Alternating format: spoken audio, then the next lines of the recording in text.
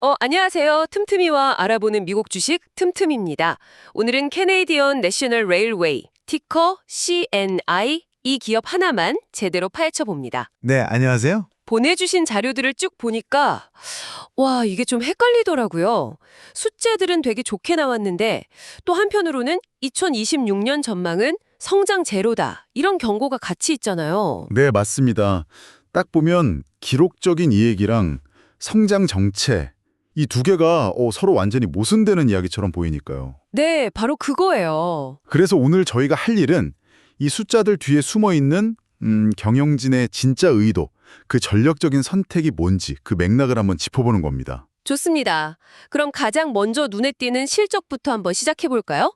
2025년 4분기 실적. 네, 매출은 전년보다 한 2% 늘었는데, 와, 이 조정 주당 순이익, EPS라고 하죠? 네. 이게 무려 14%나 성장했어요. 네, 그렇죠. 아니, 물건은 거의 비슷하게 날랐는데 주주한테 돌아가는 이익이 이렇게 확 커졌다. 이게 어떻게 가능한 거죠? 바로 그 지점이 CNI의 현재 전력을 보여주는 핵심입니다. 여기서 우리가 딱 봐야 될 지표가 하나 있거든요. 어떤 거죠? 바로 영업 비율, Operating Ratio라고 하는데요. 줄여서 그냥 OR이라고 부릅니다. 아, OR이요. 들어본 것 같아요. 네, 이게 철도회사의 효율성을 보여주는 뭐랄까 가장 대표적인 지표예요. 쉽게 말해서 100원 벌려고 운영비로 얼마를 썼냐 이걸 보여주는 거라 낮을수록 좋은 거죠. 아, 그렇군요.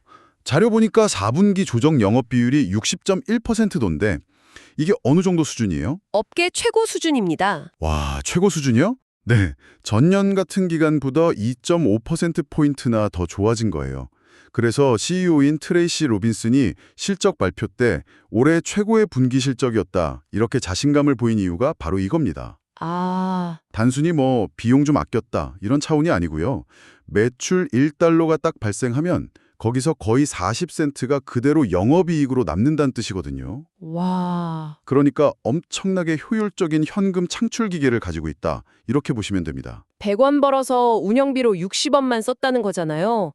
그만큼 효율을 정말 극한까지 쥐어짰다는 건데, 근데 이런 식의 비용 절감이라는 게 언젠가는 한계가 오지 않나요? 그렇죠. 보내주신 자료에도 보니까 2025년 사고율이 9% 늘었다는 내용이 있던데 이런 부작용은 없을까요? 아주 정확하고 날카로운 지적이세요. 실제로 그게 이 전략이 가진 가장 큰 잠재적인 리스크 중 하나입니다. 아, 역시. 회사는 노동 생산성 8% 올렸다, 열차 길이 3% 늘렸다, 운행 속도 2% 높였다 막 자랑을 하죠. 근데 그 과정에서 안전 관리에 구멍이 생길 수 있다는 우려가 당연히 나오는 거고요. 투자는 줄이는데 속도만 높이면 위험해지는 건 당연한 거 아닌가요? 맞습니다. 투자 축소 기조 속에서 혹시 안전 비용까지 줄이는 건 아닌지 이건 앞으로도 계속 지켜봐야 할 아주 중요한 부분입니다. 알겠습니다. 그럼 지금 CNI는 약간의 리스크를 감수하면서까지 효율성을 극대화해서 말 그대로 현금 기계 같은 상태다. 이렇게 이해하면 되겠네요. 네, 현재로서는요. 그런데 잠깐만요. 그건 좀 이상한데요. 기록적인 이익을 내고 있으면 보통 그 돈으로 미래를 위해 더 투자를 하잖아요. 그렇죠. 보통은 그렇죠. 근데 자료를 보면 2026년 투자는 오히려 줄인다고요. 이건 경영진이 앞으로 더 성장할 곳이 없다. 이렇게 스스로 인정하는 신호 아닌가요? 그렇게 해석될 여지가 충분히 있습니다. 실제로 시장의 일부 우려도 바로 그 지점에 있고요. 2026년 설비 투자, 그러니까 캐펙스 예산을 28억 캐나다 달러로 잡았는데 이게 작년보다 5억에서 6억 달러나 줄인 금액이에요. 5억, 6억 달러나요? 엄청나게 줄였네요. 네, 그러니까 새로운 철도를 깐다거나 기관차를 대량으로 더 산다거나 하는 대규모 투자는 당분간 안 하겠다. 이런 명확한 선언인 거죠. 그럼 그 아낀 돈으로 도대체 뭘 하겠다는 거죠? 바로 주주들한테 직접 돌려주겠다는 겁니다. 아, 총 발행 주식의 약 4%에 해당하는 2,400만 주 규모의 자사주 매입 프로그램을 발표했고요. 배당금도 3% 올렸어요. 와, 자사주 매입에 배당 인상까지. 이게 무려 30년 연속 배당 인상 기록입니다. 30년이요? 대단하네요. 아, 이제 그림이 좀 그려지네요. 성장이라는 그 불확실한 미래에 돈을 쓰기보다는 지금 당장 벌어들이는 이 확실한 현금을 주주들한테 나눠줘서 주주 가치를 끌어올리겠다. 이 전략이군요. 정확합니다. 이건 포기라기보다는 지금 같은 거시경제 상황에서 내린 전략적 선택에 가깝다고 봐야죠. 우리 네트워크는 현재 물동량을 감당하기에 충분히 최적화되어 있다. 그러니까 미래의 막연한 성장에 투자하기보다 지금 주주들에게 확실한 보상을 하겠다. 이게 현 경영진의 명확한 메시지입니다. 결국 성장주가 아니라 가치주, 방어주로서의 정체성을 더 강화하겠다 이 말이네요. 네, 바로 그거죠. 스스로 그렇게 포지셔닝을 하고 있는 겁니다. 그래서 지금의 전략은 성장보다는 안정적인 현금 흐름에 모든 초점을 맞춘 아주 영리한 방어 전략이다 이렇게 볼 수 있겠네요. 맞습니다. 하지만 이 전략이 통하려면 한 가지 아주 중요한 전제 조건이 붙어요. 전제 조건이요? 네, 핵심 사업인 물동량이 최소한 현상 유지는 해줘야 한다는 거죠. 아, 그렇죠. 돈을 아무리 아껴도 벌이가 줄면 소용없으니까. 그런데 2026년 전망을 보면 바로 이 부분에 가장 큰 물음표가 찍혀 있습니다. 회사가 공식적으로 내놓은 가이던스가 flattish, 즉 전년과 비슷한 수준.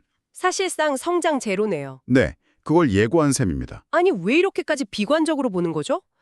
경기가 안 좋다는 건 알겠지만 뭐 구체적인 이유가 있나요? 네, 리포트들에서 공통적으로 지적하는 가장 큰 원인이 바로 미국발 관세입니다. 아, 관세 문제. 2025년 한 해 동안 이 관세 때문에 C&I가 입은 매출 타격이 3억 5천만 캐나다 달러가 넘는다고 해요. 와, 3억 5천만 달러? 특히 캐나다에서 만들어서 미국으로 수출하는 임산물이나 금속, 광물 같은 품목들이 직격탄을 맞은 거죠.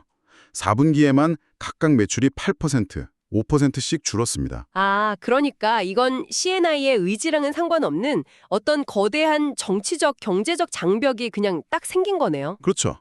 여기에 숨어있는 리스크가 하나 더 있습니다. 또 있어요? 네, 바로 가격 압박인데요.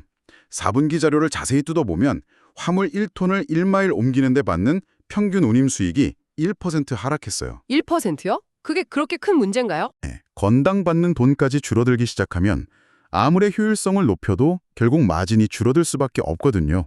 그렇군요. 물동량은 정체됐지. 운임은 하락하지. 상황이 생각보다 심각하네요.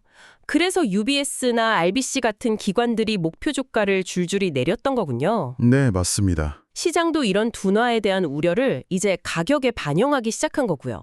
네, 시장은 이제 C&I가 과연 이 강력한 역풍을 뚫고 나갈 수 있을까? 이런 질문을 던지기 시작한 겁니다. 그렇다면 이런 리스크에도 불구하고 투자자들이 이 회사를 믿는 구석이 있다는 건데 그게 바로 워런 버핏이 맨날 말하는 경제적 해자 때문이겠죠? 네, 경쟁사들이 감히 넘볼 수 없는 강력한 경쟁 우위, C&I한테는 그게 바로 이미 대륙 전체에 깔려있는 이 철도망 자체인 거고요. 맞습니다. C&I의 가장 강력한 무기는 그 누구도 복제할 수 없는 독보적인 네트워크입니다.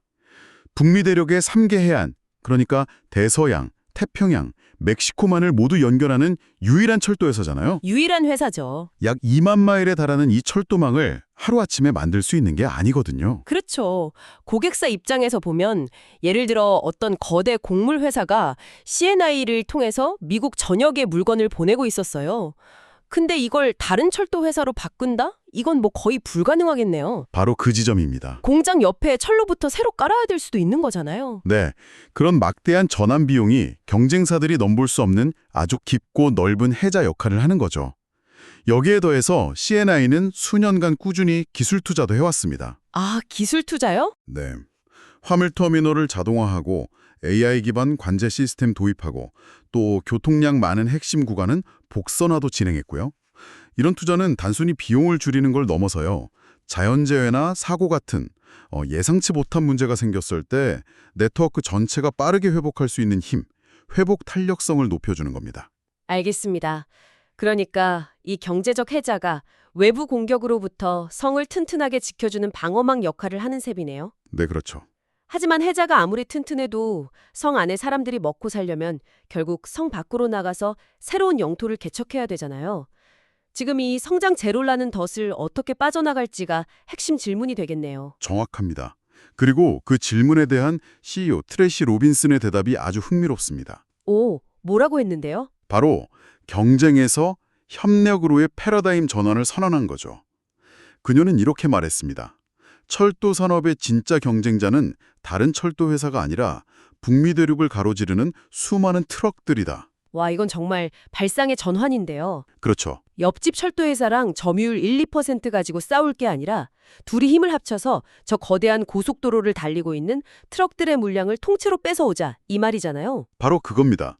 이게 마치 항공사들이 서로 경쟁하면서도 스타 얼라이언스나 스카이팀 같은 동맹을 맺는 거랑 비슷해요. 아, 항공 동맹처럼요? 네.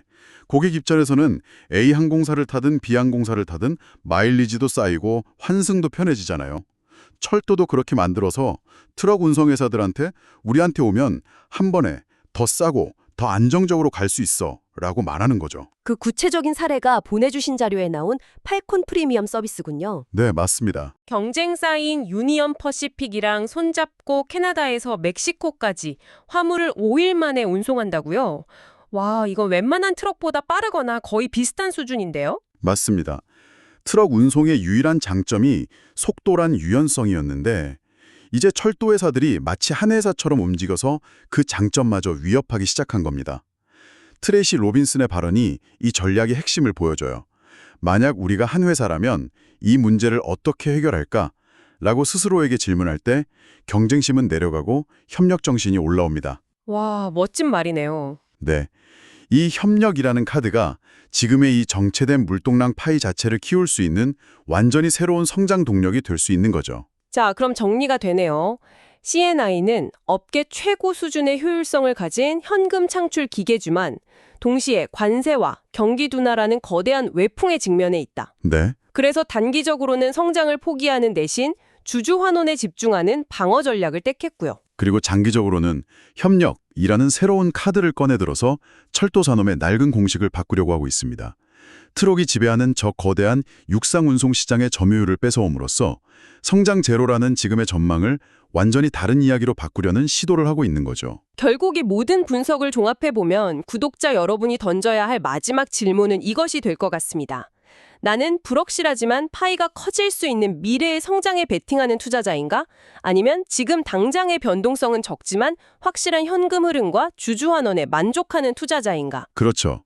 CNI의 CEO는 명확하게 후자를 선택했고 이제 여러분의 투자 철학에 따라 이 선택을 어떻게 평가할 것인지 그 판단만 남은 셈입니다. 자, 구독자 여러분은 캐네디안 내셔널 레일웨이, CNI의 미래를 어떻게 보시나요?